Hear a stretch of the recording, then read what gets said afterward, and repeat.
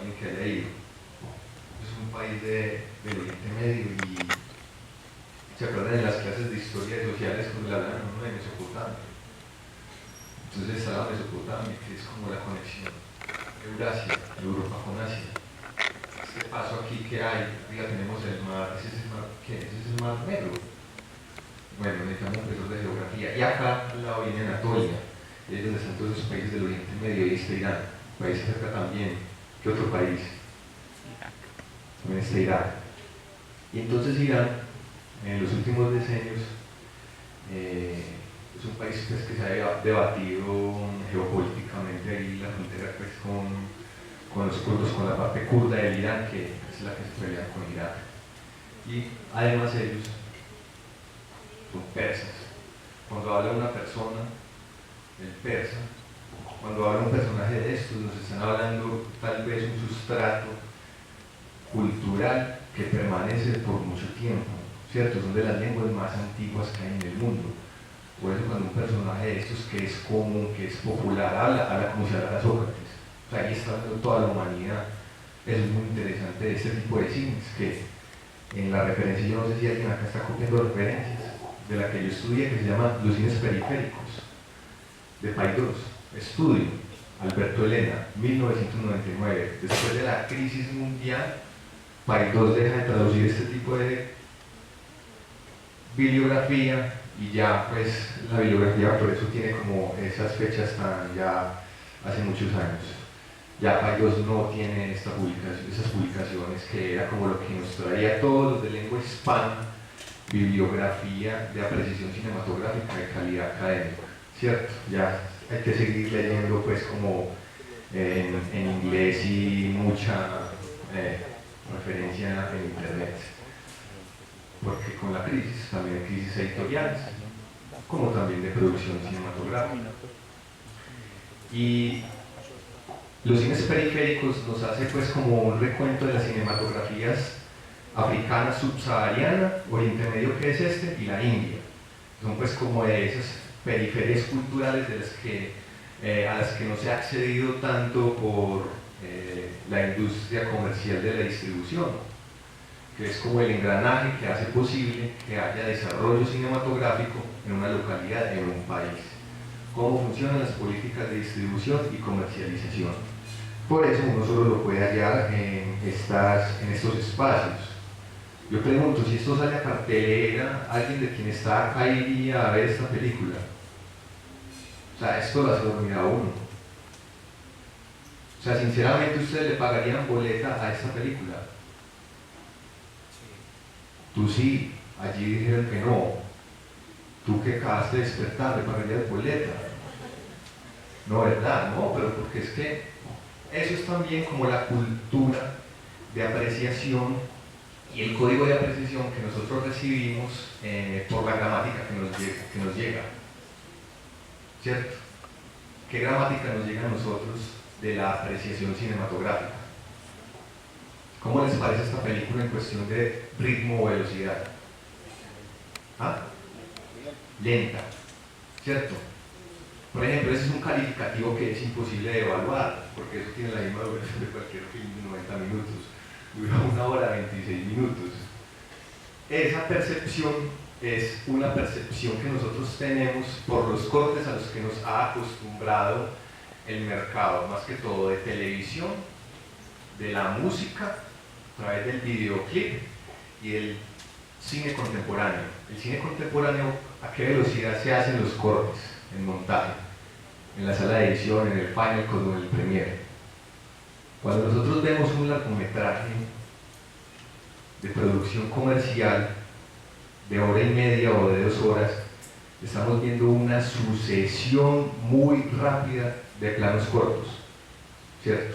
¿Eso qué quiere decir? Planos que duran segundos o fragmentos de segundos, que en el software de edición no lineal se hacen parecer como una unidad, porque cuando vos trabajás el sonido y la imagen generas apariencia de continuidad, pero en realidad a lo que estamos asistiendo es a una serie de cortes y empalmes sucesivos, lo que nos hace tener a nosotros la apariencia de unidad. Y esto ustedes lo pueden observar, lo podemos observar en un videoclip. Cada cuántos planos cambia la imagen, o cuántos planos se necesitan para contar una secuencia o una escena. En una escena o secuencia de cine iraní, ¿qué estamos viendo nosotros? Escenas o secuencias que se cuentan con un solo plano. Creo que es lo que les decía al principio, que para efectos de ver esa película no utilicemos el concepto con el que la tradujeron al inglés, que fue close-up, porque el close-up es un dispositivo óptico para cerrar el campo de visión y tener detalles. Ese es el que nos permite ver a nosotros en documentales de ciencias naturales, abejas, moscas, hormigas, ¿cierto? El plano real que nosotros estamos viendo aquí, ¿cuál es? Es el primer plano. La nomenclatura de planos hace referencia al campo de visión que tiene el encuadre de las cámaras, que todo es rectangular o cuadrado. Eso lo rodean en una cámara que se llamaba la Super 16 y es cuadrado. Las cámaras que nosotros vemos, es widescreen, son cámaras de 35 milímetros, son rectangulares, mucho más planas, o sea, son mucho más planas, pero más anchas. Y el plano, el nombre del plano obedece a la relación que hay entre ese encuadre y el cuerpo humano. Entonces un primer plano puede ser abierto o cerrado, y en esta película se lo juegan todos con primeros planos que abren o cierran.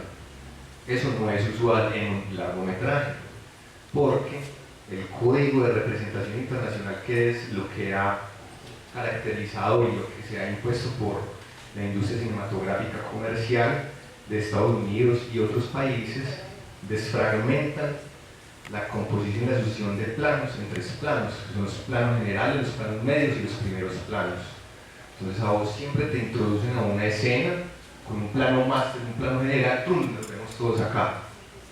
Y a cuenta seguida, para no hacer dormir el público, como sucede con estas películas, que lo duermen a uno porque es el mismo plano desde que empieza la escena hasta que termina, que se hace en realización comercial.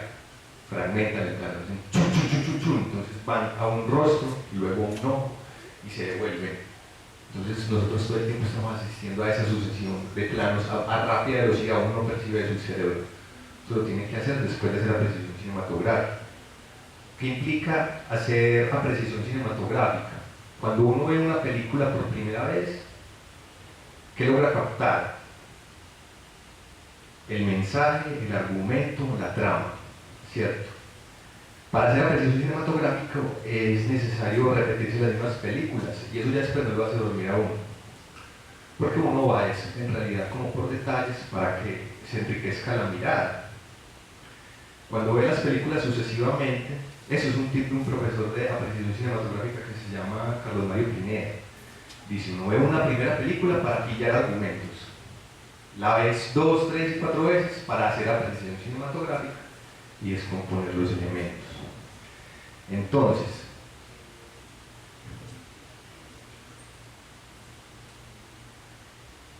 ¿qué nos podría a nosotros estar conectando close-up con todo ese movimiento de vanguardia de los daneses que se llamó el Dogma 95, que sale 5 años después de esta película? Esta película la mostraron en Cannes. Abbas Kiarostami, como el director desde que se habla durante toda la película, que es Motion Malmobov, tiene una pronunciación ahí en persa, pues que quién va a saber cómo es. Fueron los directores de cine iraní que dieron a conocer el cine iraní en la escena internacional. ¿Cómo se logra esto? Estos directores logran poner en los circuitos internacionales, que son los festivales, Cannes, en Francia, estas películas. Y ahí, una vez que los jurados y la crítica internacional se dan cuenta de la existencia de esta gente, y esta gente gana Palma de Oro. Yo creo que Abbas no debió haber ganado con esto. Él se la ganó, esto es del 90, pero en el 90 él ya circulaba en certámenes internacionales, hasta el 97, que se llama El sabor de la cereza. Lo puso en la mirada internacional y ahí sí tuvo reconocimiento, porque esta película, cuando se rodó en las salas en Irán, ¿qué sucedía? Sucedía lo que sucedía en los 400 golpes de Tupac. Estas sillas eran retráctiles cuando funcionaban. ¿Qué pasaba? En la sala de cine empezaba como a sonar ese golpecito del asiento, porque todo el mundo se iba. Él, en cierta medida, es un director que en Irán no tuvo ese reconocimiento, el público no le gusta este tipo de cine. Porque estos cines, cuando empezaron a salir, cuando los cines de los que les hablaba, que son periféricos de la África, de la India, de Oriente Medio, empiezan a tener su propio circuito de realización. ¿Qué es lo que primero se captó cuando salió el cine sonoro? Los musicales y las culturas locales de ciertas regiones. Entonces, después de que pasó ese monopolio del cine mudo, que era más que todo un monopolio estadounidense, estos cines locales, como ya se puede tener una locución, necesita traductor, necesita doblar. ¿Qué había cuando se proyectaba cine mudo en las salas?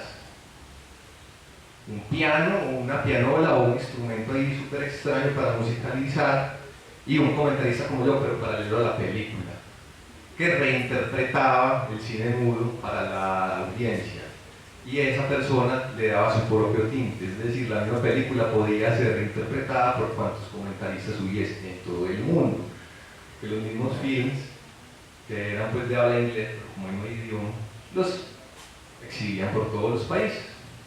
Entonces siempre debía haber un intérprete de ese lugar. Con estos cines, hablados en la lengua, en primera instancia, ¿qué sucede? Nosotros, si no vamos a Irán, ¿cuándo vamos a escuchar un persa hablar? Nunca en la vida. O sea, hay una experiencia lingüística de mucha riqueza. Si vos ves toda la filmografía de Kiarostami y de otros directores de allá, vas a empezar a identificar una musicalidad de esa música, de esa lengua. Eso es un acercamiento cultural que si uno no viaja, ya lo tiene en la sala de cine, ¿cierto? Eso es una de las primeras riquezas de este tipo de cine a nivel mundial. Entonces, ellos empezaron a producir películas musicales con líneas musicales. El cine Bombay, que es el cine grande que se distribuye de la India, ¿qué son? Son puros musicales, super magnéticos, o sea, seguro, y melodramáticos, ¿cierto? Muy exagerados. O sea, los primeros filmes de la India musicales tenían más de 70 canciones en un largometraje, ¿cierto? Los que para esta latitud se conocieron musicales eran ¿en qué país? ¿Ah? Las dos grandes industrias latinoamericanas del cine que pudieron competir con las industrias mundiales. Que las industrias mundiales son Estados Unidos, Europa, Rusia y la India, ¿cierto? Y en Latinoamérica había dos industrias potentes que eran México y Brasil. Los argentinos, sí, pues, o sea, estamos hablando de más temprano del siglo XX. ¿Y cuáles eran los musicales mexicanos? Pedro Infante, o sea, Vicente Fernández, ¿cómo es que se llamaba ese otro actor? Aguilar. Era Antonio Aguilar, ¿cierto? Bueno, había puros de esos charros, pues. Entonces en México y en Latinoamérica pues conocimos pues por los musicales melodramáticos rancheros, ¿cierto? Y aquí también, a los géneros de ellos había unos melodramas musicales según la cultura. Como ellos son un país islámico, básicamente, o sea, son del Islam, ¿sí? Y los regímenes que los gobiernan a ellos son del Islam. La cinematografía de ellos versaba sobre temas de la mitología islámica que están consignados en el Corán, ¿cierto? Entonces, cuando estos directores como Abbas Kiarostami y Moshe Mamabab empiezan a hacer estos dramas que no tienen música, es diálogo corrido, era normal y corriente que la gente se saliera de la sala, porque la gente estaba acostumbrada a los musicales sobre temas mitológicos y épicos de la simbología del Corán, a lo que en la versión de lo que nosotros conocemos son esos grandes dramas épicos que ha adaptado el cine norteamericano de la Biblia, ¿cierto? Que es cine de grandes efectos. Pero ellos cuando salen a Cannes, a Francia, como sucedió con Víctor Gaviria, quizás yo no sé, ellos no estuvieron, yo creo que en el mismo certamen, como cuando Rodrigo de No Futuro. La crítica internacional los observa y le dan un revuelo internacional a sus directores. Eso es muy importante, porque así es que se activa la realización de cómo se denomina este ciclo, que se llaman corrientes alternas, es decir, la realización alternativa, que no está dentro de los cánones de la realización o de la producción industrial, que es la de las grandes productoras, no solo de Estados Unidos, sino del resto del mundo. Entonces, cuando a vos, un reseñista de gran talla, te reseña la película, eso te da a conocer al mundo. Entonces empiezas a salir en medios internacionales muy importantes, ¿cierto? Y te empiezan a buscar productores, empresas productoras, incluso pues en algunas partes los gobiernos, que son los que aportan la parte financiera de los proyectos cinematográficos, que son de mucho costo. Porque la realización de una película de estas que pareciera como más sencilla que otras, igual tienen costo. Rodar en Super 16 en 1990. Más o menos yo le hago la proporción a ustedes para que entiendan en qué consistía esta, o sea, el costo más básico de esta realización. Una latica de celuloide de 8 pies, es así, vea, es como más pequeña que una arepa, como una arepa de las medianas, como así. ¿Dónde está la hojita para yo anotar? ¿Qué es una cámara de cine de celuloide como estas que habían? Ya no, ya es todo en digital en un formato que se llama RAW. Es una cámara de fotos que dispara fotos a mucha velocidad, a gran velocidad. Para que haya movimiento se necesita tener 24 fotos por segundo. Eso es una sensación óptica, lo que nosotros percibimos realmente. Eso no hay movimiento ahí. Simplemente fotografías que los programas de edición juntan y hacen ver como movimiento. Y una lata de 8 pies se consume para 8 minutos de película. Eso quizás puede durar menos, ¿cierto?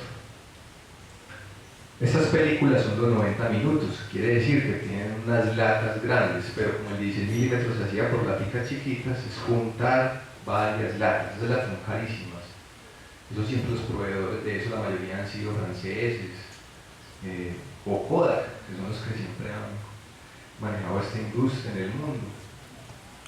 Y eso es carísimo, o sea, eso era carísimo. Además, en los países no tan desarrollados como Irán no hay laboratorios como en Colombia. Entonces vos, por más que filmaras así fuera con una Super 8, que eran las cámaras familiares que vendían en esa época de celuloide, tenías que mandar revelar a otro país. Ese es el costo grueso. Entonces cualquier filmografía de estas, por más que uno la aprecie sencilla, implicaba una gran inversión. Es decir, eso necesita apoyo de los canales nacionales,